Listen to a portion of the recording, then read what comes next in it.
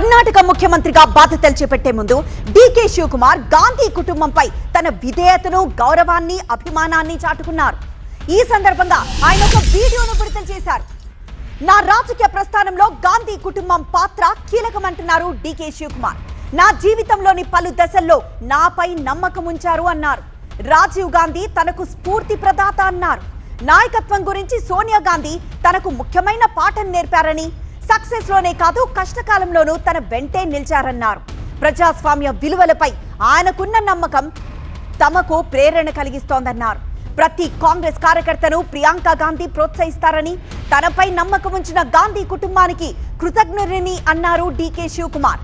గాంధీ కుటుంబ నాయకత్వంలో కర్ణాటక ప్రజల ఆశీర్వాదంతో ప్రగతిశీల, సమ్మిళిత, సుసంపన్నమైన రాష్ట్రాన్ని నిర్మిస్తా అన్నారు DK Shivakumar.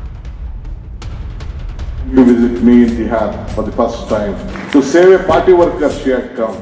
After I came out, within a few days, the Gandhi family, Srimati Sonia Gandhi, sat together and appointed me as the Karnataka Pradesh Congress Committee President. ಭಾರತೀಯ ರಾಷ್ಟ್ರೀಯ ಕಾಂಗ್ರೆಸ್ ಪಕ್ಷದ ನಿಷ್ಠಾವಂತ ಕಾರ್ಯಕರ್ತನಾಗಿದ್ದು ನಮ್ಮ ದೇಶದ ಸಂವಿಧಾನಕ್ಕೆ ಸದಾ ಬದ್ಧನಾಗಿರುತ್ತೇನೆಂದು ಪ್ರಮಾಣ ಮಾಡುತ್ತೇನೆ. ఇక రేపు కర్ణాటక సీఎంగా డీకే శివకుమార్ ప్రమాణ స్వీకారానికి ఏర్పాట్లు చకచకా సాగుతున్నాయి. లోక్ భవన్ ఆయన ప్రమాణ స్వీకారం నిరాడంబరంగా ఏర్పాటు చేశారు. కానీ బెంగళూరు నగరమంతా ఆయనకు శుభాకాంక్షలు తెలుపుతూ ఫ్లెక్సీలు వెలిశాయి.